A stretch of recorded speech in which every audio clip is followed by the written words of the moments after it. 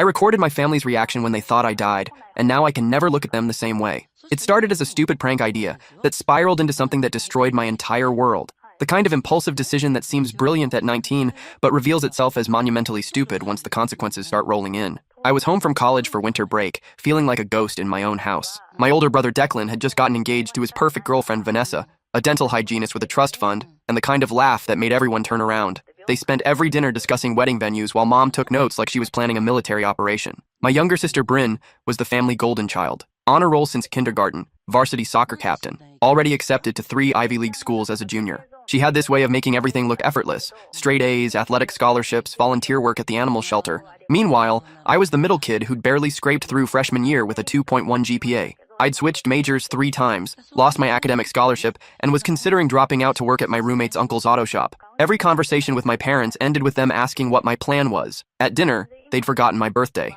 Again. It was December 18th, my 20th birthday, and nobody mentioned it. Dad was going on about Declan's promotion at the marketing firm. Mom was showing neighbor photos of Bryn's latest academic award ceremony. I sat there eating meatloaf, completely invisible. When I tried to mention that my sociology professor had complimented my final essay, Dad just nodded and asked Declan about his year-end bonus. That's when I remembered the old storm drain tunnel that ran under our neighborhood. As kids, we dared each other to crawl through it, but it was considered too dangerous after some kid supposedly got trapped during a flash flood years ago. The plan formed in my head: disappear for a few hours, leave some evidence by the tunnel entrance, let them think something terrible happened. I'd hide in the abandoned barn behind the Thompsons' property, where I'd already stashed supplies, just long enough to see if they'd actually care that I was gone. I planted my favorite shoes and torn jacket by the tunnel opening during their Friday night game night, made sure my phone would ping one last location there before shutting off. Then I hiked to my hiding spot with a spare phone I'd bought with cash. But here's the thing about thinking you're smart at 19. You're usually just spectacularly stupid. I'd hidden a tiny voice recorder in the living room bookshelf weeks earlier when I suspected Mom of reading my diary. I'd planned to catch her snooping but forgot about it until now. The battery could record for 12 hours straight. From the barn, I called 911 from the burner phone, disguising my voice to report someone screaming from the tunnel area. Then I waited for my family to notice I was missing and panic. It took them 6 hours, 6 whole hours before anyone realized I wasn't in my room. When the police knocked at 2 a.m., I watched through binoculars as my family stumbled to the door in their pajamas. The officer explained they'd found evidence of someone potentially trapped in the storm drain system. Search and rescue was being called. I expected immediate hysteria, tears streaming down Mom's face, Dad collapsing with worry, the kind of dramatic grief you see in movies. Instead, I watched Dad nod calmly and invite the officer inside for coffee. The recorder captured everything they said next. "How long has your son been missing?" Officer Martinez asked, settling into our kitchen chair like this was a routine wellness check. I could hear the scraping of chair legs against our hardwood floor, the familiar creak of our old house settling around them. "We're honestly not sure," Mom said, her voice carrying that particular tone she used when talking to teachers about my poor grades, patient but slightly exasperated. "He's been difficult lately. We thought he was just hiding in his room being moody like he usually does." The word difficult hit me like a slap. I was struggling with depression, feeling invisible in my own family, but to them I was just difficult, a problem to be managed rather than a person to be understood. "Has he displayed any concerning behaviors recently?" Officer Martinez continued, and I could hear him flipping through pages in his notebook. "Any talk of self-harm or running away?" "Not directly," Dad replied, and I could picture him leaning back in his chair the way he did during serious conversations. "But he's been very dramatic lately, always looking for attention since he was little. You know how some kids just have that personality? Everything's a crisis, everything's the end of the world." My stomach twisted hearing him reduce my genuine emotional struggles to attention-seeking behavior. Every time I tried to talk to them about feeling overwhelmed or lost, they dismissed it as dramatics. "What about his academic performance?" the officer asked. "Sometimes school stress can contribute to these situations." "He's failing out of college," Declan interjected, and I could hear him moving around the kitchen, probably making himself a sandwich like this was just another late-night conversation. "Got kicked off academic probation this semester. Been talking about dropping out completely. That must be stressful for the whole family," Officer Martinez said diplomatically. "It is," Mom agreed, sighing heavily. "We've invested so much money in his education, and he just doesn't seem to care. $43,000 a year, and he's treating it like a joke." The way she said it made my college struggles sound like a personal attack on the family finances, rather than a young person trying to figure out their path in life. "I have to ask a difficult question," Officer Martinez continued, his voice becoming more serious. "Based on his recent behavior and statements, is there any reason to believe he might harm himself?" The silence that followed felt eternal. I held my breath, waiting for them to immediately defend me, to say I'd never expressed suicidal thoughts, to explain that I was just going through a rough patch like millions of college students. "Honestly?" Mom's voice dropped to barely above a whisper. "We've been worried about his mental state for months. He's been increasingly unstable since he got home from school, sleeping all day, staying up all night, hardly eating meals with the family. Unstable." The word echoed in my head like a death sentence. My irregular sleep schedule and loss of appetite. classic signs of depression, were being reframed as evidence of mental instability. He failed most of his classes this semester, Declan added, and I could hear him chewing, actually eating while discussing my potential suicide. Came home talking about how everyone was better off without him, really concerning stuff about not being good enough for this family. That was a complete fabrication. I had never said anyone was better off without me. I'd mentioned feeling like I didn't fit in, like I couldn't live up to their expectations, but never anything that dramatic. We tried getting him counseling last year, Mom continued, her voice gaining momentum as she built her case. But he refused to continue after the first few sessions, said the therapist didn't understand him and was asking stupid questions. That was partially true, but missing crucial context. Dr. Hendricks had spent our sessions asking about childhood trauma and family dysfunction, when what I really needed was help with time management and academic anxiety. When I'd asked my parents if we could try a different therapist who specialized in college transition issues, they'd said counseling was too expensive and I needed to make it work with Dr. Hendricks. Has he ever exhibited violent tendencies? Officer Martinez asked. Toward himself or others? Not violent exactly, Dad said carefully. But he has a temper. Slammed his bedroom door so hard last week that he cracked the frame. Punched a hole in his wall last month when we told him he couldn't go on spring break with his friends because of his grades. I had slammed my door once after they'd screamed at me for an hour about my GPA. And the hole in my wall happened when I'd been having a panic attack about an exam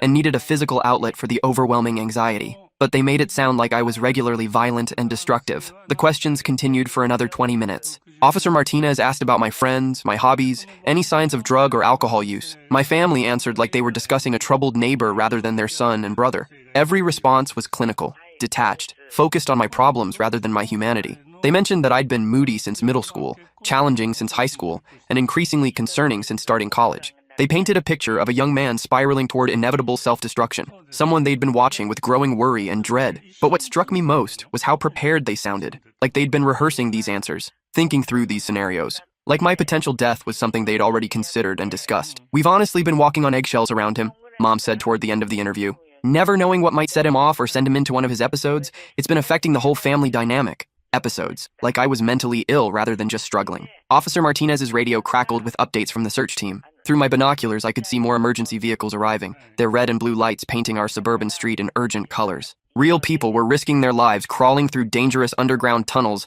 because of my stupid prank. We'll need to search his room, Officer Martinez said. Sometimes we can find clues about his state of mind or intentions. Of course, Dad said immediately. Whatever you need. I watched them lead the officer upstairs, their footsteps heavy on the wooden stairs I'd climbed thousands of times as a child. They were about to rifle through my private space, looking for evidence of suicidal ideation or plans to run away. The recorder continued capturing their conversation as they returned to the kitchen. Poor officer, Mom said once they were alone again. Having to deal with this kind of thing on a Friday night. At least they're taking it seriously, Declan replied, even though we all know what probably happened. What do you mean? Bryn asked. She'd been quiet during most of the police interview, probably scared and confused about everything happening. Come on, Bryn, Declan said, his voice gentle but certain. You've seen how he's been acting. The mood swings, the isolation, the talk about not being good enough. This was probably inevitable. My sister made a small sound that might have been a sob. You think he hurt himself? I think he's been crying for help for months, Mom said, her voice taking on that patient, explaining tone she used with children. And we tried to help him, but you can't save someone who doesn't want to be saved. The casual certainty in her voice chilled me. She wasn't just speculating about my death. She was explaining it, rationalizing it, making peace with it. Should we call Aunt Patricia and Uncle Rob? Bryn asked through tears. They should know what's happening. Not yet, Dad said quickly. Let's see what the search turns up first. No point worrying the whole extended family until we know something concrete. I mean, Mom said slowly, and there was something different in her tone that made my blood freeze, something calculating. Maybe this is for the best. The silence that followed was deafening. Even through the recording, I could feel the weight of those words settling over the kitchen like a dark cloud. What do you mean? Declan asked, and even he sounded uncertain about where this conversation was heading. Think about it logically, Mom continued, her voice gaining confidence as she organized her thoughts. He's been nothing but problems since middle school. The therapy bills alone have cost us thousands of dollars over the years. Now he's flunking out of the college we're paying $43,000 a year for. Mom, Bryn started, but her voice was weak, overwhelmed. I'm just saying, honey, we've done everything we possibly could for him. We got him tutors when he struggled in high school. We paid for SAT prep courses. We got him counseling when he seemed depressed. We tried medication for his ADHD. She paused, and I could hear her moving around the kitchen, probably putting away dishes or wiping down counters like she always did when thinking through problems. Nothing worked. He's resistant to every form of help we try to give him. The kid's just broken, Dad said bluntly. Some people are born with something wrong in their heads. We could spend another $100,000 on college and therapy, and he'd still end up working at a gas station somewhere. Broken. The word hit me harder than any physical blow could have. My own father thought I was fundamentally, irreparably broken. If something happened tonight, Mom continued carefully, maybe it's a blessing in disguise, a mercy even. Jesus, Mom, Declan said, but he didn't sound horrified. He sounded tired, like this was a conversation they'd had before. That's pretty cold, even for you. I know how that sounds, she said quickly, defensively. But think about the stress it would relieve for everyone. No more fighting about his grades every semester. No more worrying about what kind of trouble he'll get into next. No more walking on eggshells around his moods and outbursts. The life insurance policy, Dad said quietly, and my world completely shattered. It's still active until he turns 21. We're paying premiums on a $150,000 policy through my work. They were calculating my monetary value. Sitting in our kitchen at 3 a.m., with search teams risking their lives to find my body, my parents were discussing how much money my death would bring them. That would cover Bryn's college completely, Mom said, and I could hear papers rustling like she was actually doing math. Stanford's expensive, but this would handle 4 years plus graduate school if she wants it. Full tuition, room and board, everything. And there'd be enough left over to help with Declan's wedding, Dad added. Maybe the down payment on a house, too. Vanessa's been looking at those new developments in Riverside. They were talking about my death like a financial windfall. Like my life insurance was a better investment than my actual life. I know it sounds horrible to think about money at a time like this, Mom continued, her voice becoming more animated as she warmed to the topic. But we have to be practical. We've already spent so much on him. Therapy, tutoring, college tuition, his car, his living expenses. At least this way, some good could come from all this tragedy. He's been sucking up family resources for years, Dad agreed. Every dollar we spend on his problems is a dollar we can't invest in Bryn's future or Declan's success.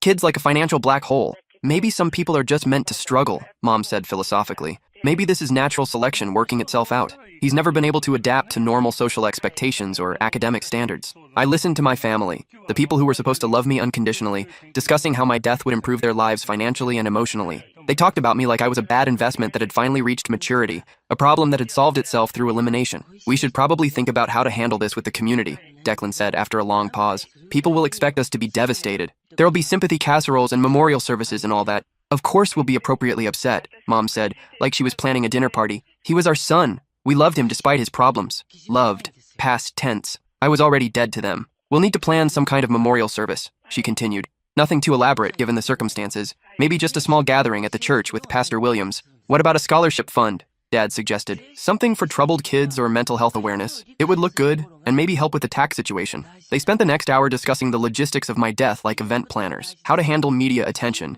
if the story gained traction. Whether to set up a GoFundMe for other families dealing with mental health crises. What kind of photo to use for newspaper obituaries. Something recent that showed how troubled I'd become. Or an older picture from when I still looked happy. We should probably get rid of his stuff fairly quickly, Mom said practically. Keeping a shrine isn't healthy for anyone, and we could use his room for other purposes. Salvation Army? Dad agreed. Most of it's junk anyway. The electronics might have some value, but his clothes are all wrong sizes for anyone in the family. I want to keep some things, Bryn said quietly. It was the first time she'd spoken in over an hour. Some of his books, maybe. Or his guitar. Of course, sweetheart, Mom said in that indulgent tone she used when humoring children. You can pick out a few mementos, but we can't keep everything. It's not healthy to live in the past. The search continued for 3 agonizing days, and I documented every moment through my binoculars and the ongoing recordings from devices I'd planted throughout the house. Watching my family perform grief while planning my estate was like watching a play where I was the only one who knew the actors were just reciting lines. During the day, when news cameras were rolling and neighbors were watching, they played their parts perfectly. Mom dabbed at her eyes with tissues that never seemed to run out.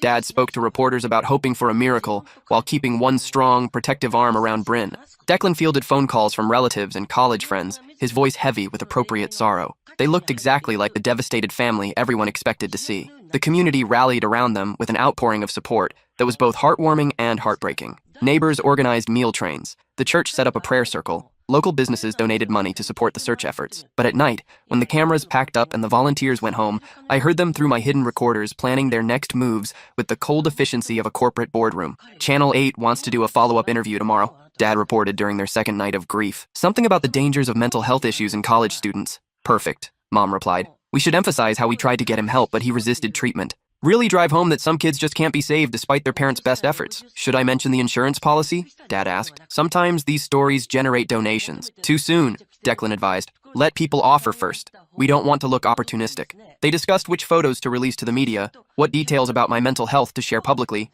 and how to frame my disappearance in a way that generated maximum sympathy without making them look negligent. We need to be careful about the timeline, Mom said. If people start asking why we didn't notice he was missing for 6 hours, it might look bad. We were all asleep, Dad said firmly. It was the middle of the night. Normal families don't check on their adult children every hour. But I knew the truth. They hadn't checked on me because they didn't think about me. I was invisible in my own home. a background presence they noticed only when I was causing problems. The search teams worked 18-hour shifts, following every lead, checking every branch of the tunnel system that snaked beneath our suburban neighborhood. I watched grown men and women emerge from those underground passages covered in mud and exhaustion, still determined to find any trace of me. Captain Rodriguez, the fire chief coordinating the rescue efforts, held daily press conferences updating the community on their progress. His voice grew more hoarse with each briefing, his eyes more red-rimmed from lack of sleep. "We're not giving up," he said on day 3, his voice cracking slightly. "Every family deserves closure. Every child deserves to come home." Meanwhile, my actual family was at home discussing whether to donate my computer to charity or sell it online for extra money. "The laptop's only 2 years old," Dad mentioned during their third night of freedom from my presence. "Probably worth $600 or $700. eBay, Declan suggested. Better prices than the pawn shops. They'd also started cleaning out my room, sorting through my belongings like vultures picking over a carcass. Through my bedroom window recorder, I heard them rifling through my drawers, making piles of what to keep, sell, or throw away. "This diary might be important," Mom said, and I realized she'd found my old journal from high school. The police might want to see it for clues about his mental state. "What's it say?" Bryn asked. "Typical teenager stuff," Mom replied dismissively. "Complaining about feeling misunderstood, rambling about his future, some poetry that doesn't make much sense." She was reading my most private thoughts aloud like a grocery list, looking for evidence to support their narrative of my instability. Those journal entries represented years of genuine emotion and self-reflection, but to her, they were just more proof that I was troubled. On day 3, they officially called off the search. My body was presumed lost in the underground water system that connected to the Riverside Creek. The current was too strong during winter months, the passages too unstable for continued rescue efforts. Captain Rodriguez made the announcement with tears in his eyes. "We've exhausted all possible search areas. I'm sorry we couldn't bring him home." That evening, I watched through my binoculars as our house filled with neighbors, church members, and family friends offering condolences and support. They brought enough casseroles and baked goods to feed an army. People hugged my parents, whispered words of comfort, and promised to keep our family in their prayers. My family accepted these gestures with appropriate gratitude and sorrow. They nodded sadly, thanked everyone for their kindness, and spoke about how much the community support meant during this difficult time. But after the last visitor left, I heard Dad open a beer and Mom run a bath. The sounds of relief were unmistakable. The performance was over, and they could finally relax. "Thank God that's done with," Mom said, her voice echoing from the bathroom. "I don't think I could have kept up the grieving mother act much longer." "The whole thing was exhausting," Dad agreed. "All those people expecting us to be emotional wrecks, like we're supposed to fall apart just because he finally did something we all saw coming." That night, while they were at a late dinner with Pastor Williams supposedly planning my memorial service, I crept back into the house through the basement window I'd left unlocked. My childhood home felt like a foreign country now, every familiar surface and smell tainted by what I'd learned about my family's true feelings. I moved through the house like a ghost, gathering the recorders and a few personal items I couldn't bear to leave behind. My hands shook as I packed a duffel bag with clothes, my laptop, and the small amount of cash I'd saved from my work-study job. Before leaving, I sat at my old desk and wrote a note on my favorite stationery, the paper Bryn had given me for my 18th birthday. "Found out what you really think of me. Goodbye forever." I left it on my pillow, knowing they'd find it when they came to finish cleaning out my room. Let them wonder if I'd been alive the whole time. Let them question every conversation they'd had about my death benefits and their relief at my disappearance. By dawn, I was on a Greyhound bus to Portland, Oregon, with $300 in cash, a duffel bag of clothes, and a phone full of recordings that proved my family saw me as a financial burden rather than a human being worthy of love. I'd chosen Portland because it was far enough away to disappear completely, but large enough to find work without too many questions. Plus, Oregon had a reputation for accepting misfits and people starting over, which felt appropriate for someone who'd literally faked their own death to escape their family. The bus ride took 36 hours with stops in Chicago, Denver, and Salt Lake City. I spent most of the journey staring out windows at landscapes I'd never seen, feeling simultaneously terrified and liberated. For the first time in my life, nobody knew where I was or what I was supposed to be doing. The freedom was intoxicating and overwhelming. In Portland, I rented a tiny studio apartment in a converted warehouse in the industrial district. The building was full of artists, musicians, and other people who seemed to be running from something or towards something. Nobody asked intrusive questions about my background or why a 19-year-old was living alone so far from home. I found work at a shipping warehouse, loading trucks and managing inventory. The job was physical and mindless, exactly what I needed while processing the emotional trauma of learning my family would profit from my death. My supervisor, Miguel, was a 40-year-old former Marine who treated everyone with respect and saw potential in people others had written off. "You're smart," he told me after my first month. "I can tell. You don't have to load boxes forever if you don't want to." He was right. Once I started paying attention, I discovered I had a natural talent for logistics and organization. I could see patterns in shipping routes, anticipate inventory needs, and streamline processes that had been inefficient for years. Within 6 months, I was promoted to assistant warehouse manager. For the first time in my life, I was succeeding at something without constant criticism or disappointment. Miguel and my coworkers praised my initiative and reliability. They appreciated my contributions instead of focusing on my failures. I also started taking night classes at Portland Community College, working toward my GED and eventually a degree in supply chain management. The smaller class sizes and supportive atmosphere were completely different from the overwhelming pressure I'd felt at my expensive 4-year university. But the healing process wasn't linear. Some nights I'd wake up in a cold sweat, hearing my mother's voice saying, "Maybe this is for the best." Other times I'd catch myself planning what I'd say if I ever saw them again, imagining confrontations that would never happen. I started seeing a counselor at the community college, Dr. Sarah Chen, a woman who specialized in family trauma and identity issues. Unlike Dr. Hendricks back home, she actually listened to what I was saying instead of looking for textbook problems to diagnose. "It sounds like you were never allowed to be yourself in that environment," she said during one of our sessions. "You were constantly being measured against other people's expectations instead of being valued for who you actually are." She helped me understand that my family's reaction wasn't really about me. It was about their own limitations,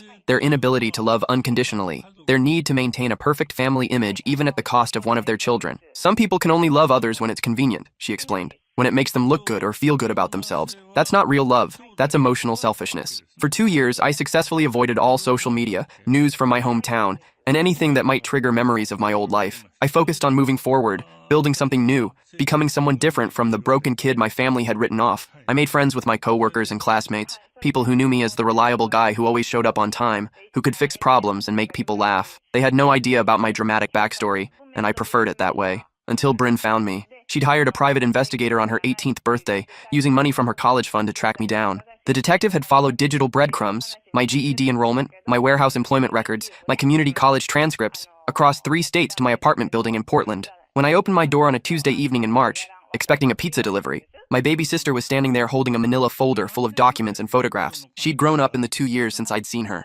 taller, with shorter hair and more serious eyes, but still recognizably the sister I'd loved despite everything. "I knew you were alive," she said, and then collapsed in tears on my doorstep. I stood there frozen, not sure whether to hug her or close the door. Part of me wanted to pretend I was someone else, to claim she had the wrong apartment, but seeing her cry broke something inside me that I'd been carefully protecting for 2 years. I let her in and made coffee while she composed herself, both of us sitting awkwardly in my small living space like strangers who happened to share DNA. "I never agreed with them," she said, her voice shaking as she wrapped her hands around the coffee mug. "I fought with Mom and Dad every single day after you disappeared. I knew you were alive somewhere. I could feel it in my bones." She told me everything that had happened after my fake death, how the family had imploded within months, how the community had turned against my parents when details about their behavior during the search started spreading. "Mrs. Patterson from next door started talking," Bryn explained. She mentioned how calm Mom seemed during the search, how she'd seen Dad watching TV while volunteers were organizing search parties. People started putting pieces together. Apparently, several volunteers had noticed my parents' lack of genuine emotion and started asking uncomfortable questions. Why weren't they out searching with everyone else? Why did they seem more concerned about media interviews than finding their son? Why were they discussing practical matters instead of holding on to hope? "Mom and Dad divorced within 8 months,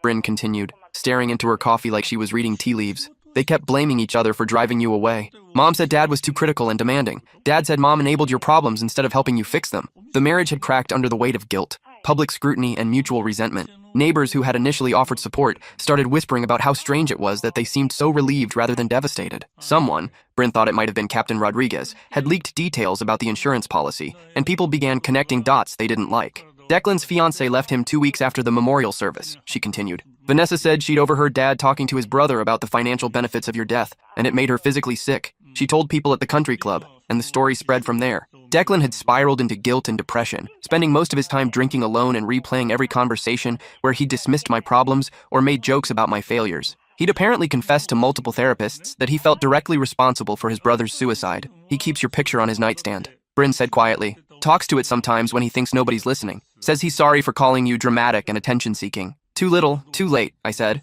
but the words came out harder than I'd intended. "They're all different people now," she continued. "Dad lives in a studio apartment downtown and drinks too much. Lost his job at the firm because he couldn't focus. Mom moved to Arizona 6 months ago and barely talks to anyone. She works at a library in Scottsdale and pretends she never had a son named Alex." The revelation that Mom had essentially erased me from her narrative wasn't surprising, but it still stung. She'd moved across the country to escape the consequences of her choices, starting fresh where nobody knew about her dead son or the rumors surrounding his disappearance. "Declan's the only one who stayed," Bryn said. "He's in therapy 3 times a week, guilt-ridden about everything he said about you. Keeps talking about how he should have been a better brother." "Good," I said, and meant it. "They should all feel guilty. They should all suffer for what they did. They want to see you," she said carefully, watching my face for reactions. "They want to apologize, to try to explain their behavior that night." I laughed, but there was no humor in it. Just sharp, bitter sound that didn't belong in my small apartment. "Explain what?" That they wished I was dead? That they planned to spend my life insurance money on Declan's wedding and your college tuition? I heard everything, Bryn. Every word. Her face went white, color draining from her cheeks like someone had pulled a plug. What do you mean you heard everything? I told her about the recorder I'd hidden in the living room bookshelf, about listening to their conversations while hiding in the Thompsons' barn, about hearing them discuss my death like a business opportunity while search teams risked their lives in those tunnels. I played her some of the audio I'd saved on my phone over the years, insurance against my own memories, proof that I hadn't imagined or exaggerated their cruelty. Mom's voice saying, maybe this is for the best. Dad calculating my monetary value down to the last dollar. Their detailed discussion about acting appropriately upset for the cameras. Bryn listened with her hands covering her mouth, tears streaming down her face as she heard our parents' true feelings about their missing son. I didn't know, she whispered when the recording ended, her voice small and broken. I swear to God, I had no idea they were saying things like that. I was at soccer practice when the police came that first night. By the time I got home, they'd already decided how to handle everything. They told me you were probably dead and we needed to be strong for each other. I believed her. Bryn had been 16, focused on her own life and achievements. She wouldn't have been included in the adults' private conversations about insurance money and relief at my disappearance. I kept insisting you were alive, she continued through her tears. I made them keep your room exactly the same. I put up missing person flyers around town even after they stopped the official search. Mom and Dad got so angry at me for not accepting reality and living in denial. She'd spent her senior year of high school fighting with our parents about their lack of genuine grief, their eagerness to move on with their lives, their refusal to keep looking for me. When she'd suggested hiring a private investigator with her college fund money, Dad had threatened to have her evaluated for psychiatric problems. That's when I knew something was really wrong, she said, wiping her eyes with the back of her hand. What kind of parent tries to stop their child from searching for their missing sibling? What kind of family gives up hope after 3 days? We talked until sunrise, both of us exhausted but unable to stop. She told me about the rest of high school, about getting into Stanford, about her plans to study social work with a focus on family therapy. I told her about my job, my friends, my quiet but satisfying life in Portland. Neither of us mentioned our parents much during those conversations. The topic was too raw, too complicated to navigate in one night. What do you want from me? I asked, as dawn light filtered through my apartment windows. The question sounded harsher than I'd intended, but I needed to know her expectations. Nothing, she said immediately, shaking her head. I just needed to know you were okay. I needed to tell you that at least one person in that family never stopped loving you, never stopped believing you were worth searching for. The simple honesty of her words broke something loose in my chest that I'd been holding tight for 2 years. What do you want me to tell them? She asked as she prepared to leave for the airport. About finding you, I mean. I thought about it for a long time, weighing my options carefully. Part of me wanted her to tell them I was successful and happy, to make them regret their choices, and live with the knowledge that they'd lost someone valuable. Part of me wanted her to say nothing, to let them live with uncertainty forever. Tell them I forgave them, I said finally, after watching the morning traffic build on the street outside my window. But tell them I can never trust them again. Tell them I'm happy, I'm healthy, and I'm exactly where I'm supposed to be. Will I see you again? She asked, her voice small and hopeful. Maybe, I said honestly, when you graduate college, if you want to, and if you can respect my boundaries about the rest of the family. She hugged me goodbye, the first physical affection I'd received from anyone in my biological family for over 2 years, and promised to respect my privacy. She also promised to stop fighting with our parents about my disappearance, to let them believe whatever they needed to believe about my fate. I won't tell them I found you unless you want me to, she said. This is your choice, your life now. After she left, I sat in my apartment feeling emotionally drained, but somehow lighter than I'd felt in years. Knowing that at least one member of my family had genuinely mourned my disappearance, had never stopped looking for me, had loved me enough to hire a detective and fly across the country, it didn't heal all the wounds, but it helped. 6 months later, I received a package with no return address and a Portland postmark. Inside was a newspaper clipping from my hometown announcing my father's death from liver failure. He'd drunk himself to death within 3 years of my fake disappearance, unable to cope with the guilt and community judgment that followed the rumors about his behavior during the search. The obituary was brief and formal. Thomas Alexander Morrison, 52, died peacefully at Riverside General Hospital after a long illness. He is survived by his daughter Bryn Morrison of Palo Alto, California, his son Declan Morrison of Columbus, Ohio, and son Alex Morrison, whose location remains unknown. I read the notice 3 times, waiting to feel something. Sadness, satisfaction, closure, anger. Instead, I felt nothing. Just emptiness where complicated father-son emotions should have been. The article mentioned that services would be private, with donations suggested to the National Alliance on Mental Illness in lieu of flowers. I wondered if that was Bryn's idea, a way to honor the mental health struggles that had torn our family apart. Mom apparently didn't attend the funeral. According to a follow-up text from Bryn, we'd been exchanging messages every few months. She'd completely cut contact with everyone from our old life after moving to Arizona. She was living under her maiden name and had told her new co-workers that she'd never been married or had children. It's like she erased our entire family from her memory, Bryn wrote. Dad died alone except for me and Declan. Even his brothers barely showed up. 2 years later, Bryn graduated valedictorian from Stanford with a degree in psychology and social work. I watched the live stream of her commencement ceremony, proud of her accomplishments, but careful to stay hidden in my Portland apartment. I could see Mom in the audience during the ceremony, looking decades older than her 56 years. Her hair had gone completely gray, and she seemed smaller somehow, diminished by the weight of her choices. She kept scanning the crowd during Bryn's speech, probably hoping I'd surprise them by showing up for my sister's big day. I didn't. Bryn had kept her promise and never told them she'd found me. As far as they knew, I was still missing, still possibly dead, still the son who'd disappeared into those storm drains and never come home. Some bridges, once burned, can never be rebuilt. Some words, once spoken, can never be unheard. Some betrayals cut so deep that forgiveness becomes irrelevant, because trust is impossible to restore. I have a good life now, 5 years after faking my death to escape my toxic family. I manage inventory and logistics for a sustainable clothing company that values creativity and ethical business practices. I have genuine friends who chose to love me without knowing my dramatic backstory. I'm engaged to someone named Riley who thinks I'm worth fighting for, who sees my value beyond my ability to produce achievements or maintain a perfect image. Riley knows the basics of my story, that I'm estranged from my family due to their inability to love me unconditionally, but I've never played the recordings or shared the specific details of their cruelty. Some wounds are too private to expose, even to people we trust completely. But sometimes, late at night when insomnia strikes and my mind wanders to dark places, I still hear my mother's voice on that recording saying, "Maybe this is for the best." I still hear my father calculating my worth in insurance dollars. I still hear my brother discussing how to perform grief for the cameras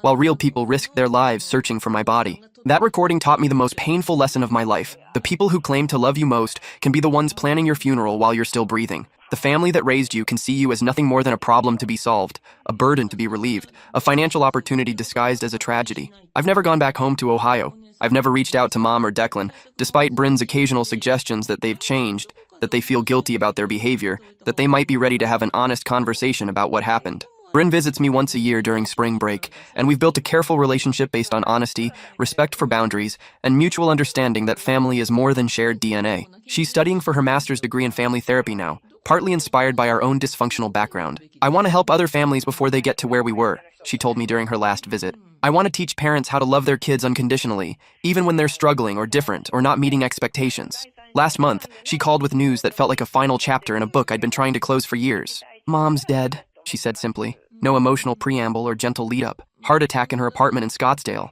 Her neighbor found her after 3 days. I waited for grief to hit, for some complicated mix of sadness and relief. Instead, I felt the same emptiness I'd experienced when Dad died, a complete absence of filial emotion where love and loss should have been. "How do you feel about it?" I asked, genuinely curious about her reaction. "Sad," she said honestly. "Not because of who she became, but because of who she could have been, because of what our family could have been, if she'd been capable of loving us the way we deserved." The funeral was private again, with only Bryn, Declan, and a few distant relatives attending. Mom had left behind a tiny estate, mostly consisting of her library job pension and the modest Arizona apartment that was split between her surviving children. "There's a life insurance payout," Bryn said carefully. "Not much, but enough to matter. She left equal shares to me, Declan, and you." The irony wasn't lost on either of us. After calculating my death benefits and fantasizing about how my life insurance would improve their lives, Mom had left me money in her will, as if financial inheritance could somehow compensate for emotional abandonment. "I don't want it," I said immediately. "Give my share to charity or keep it yourself. I don't want anything from her." "I figured you'd say that," Bryn replied.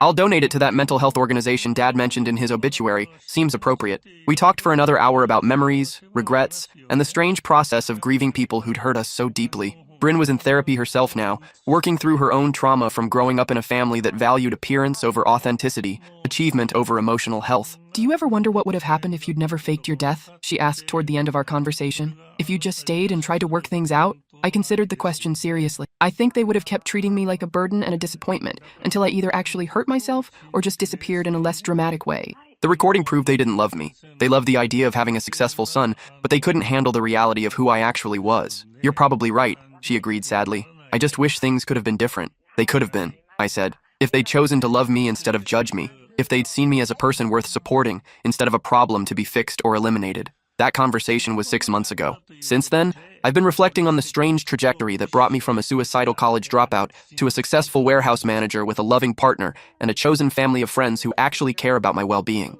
The recordings are still on my phone, stored in a password-protected folder I haven't opened in over a year. Sometimes I think about deleting them, letting go of the evidence, moving forward without carrying proof of their cruelty. But they serve as a reminder of what conditional love looks like, insurance against ever accepting less than I deserve from the people in my life. Riley and I are planning our wedding for next spring. Bryn will be my maid of honor, the only family member who earned the right to celebrate this milestone with me. She's bringing her girlfriend, Carmen, whom she met in graduate school, and who understands complex family dynamics because of her own complicated background. Are you happy? Bryn asked me during her last visit to Portland. As we sat on my apartment balcony watching the sunset over the city skyline, I thought about the question carefully, considering not just my current contentment, but the journey that brought me here. Yes, I said honestly. Not because everything worked out perfectly, but because I learned to build a life around people who value me for who I am, rather than what I achieve or how well I fit their expectations. I'm proud of you, she said quietly, for surviving, for building something good out of something terrible. That night, after she'd gone back to her hotel, I did something I'd never done before. I called Miguel, my former supervisor who'd become a mentor and friend,